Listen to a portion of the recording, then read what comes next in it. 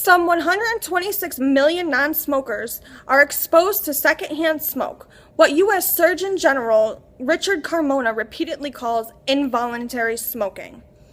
As many of the nation's population are smokers, we must make them and those who aren't smokers aware of the horrible effects of smoking and make it known that by starting a ban on smoking in public places, the world can be a much better, much healthier place.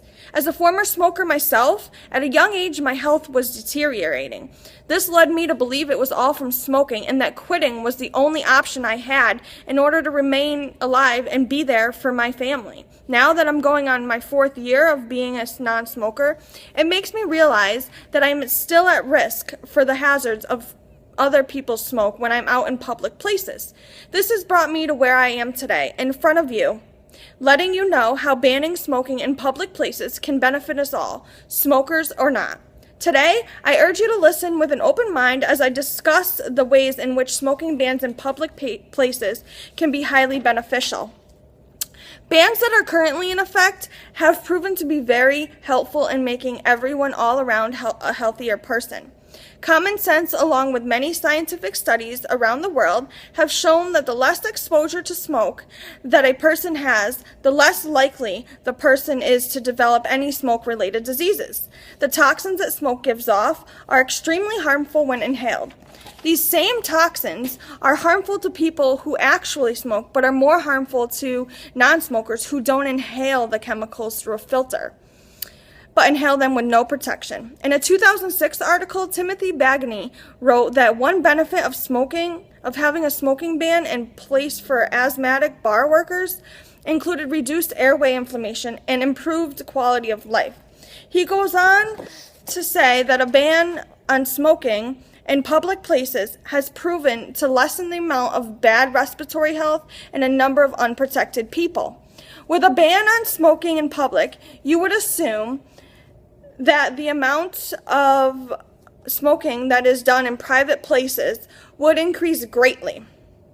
Well, this hasn't been the case. These exact smoking bans are to thank for the decline in people being exposed to secondhand smoke, not only in public, but in private places also.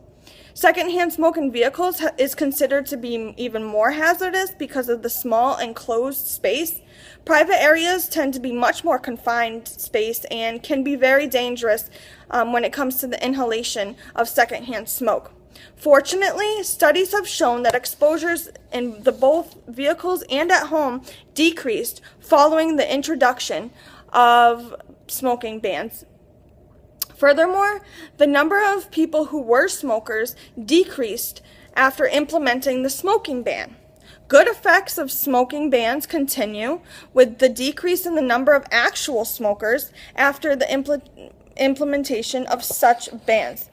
In 2011, a study conducted showed that a decrease in the percentage of people who currently smoked was because the smoking bans were put into play.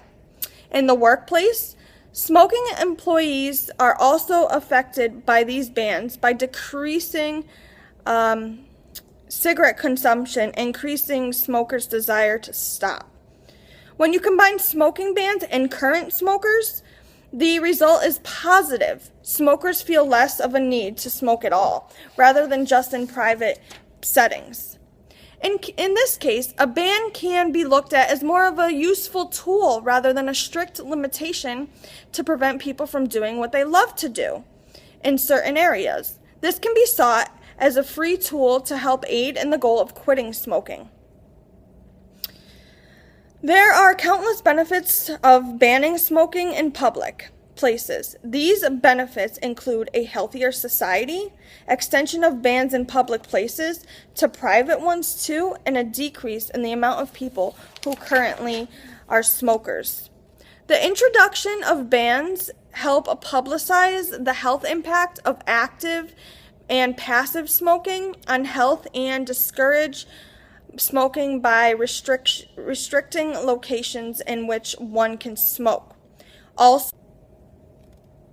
Also, smoking bans may be another valuable tool available for encouraging individuals to stop smoking, as well as providing a legislative means to decrease exposure to secondhand smoke in both private and public settings.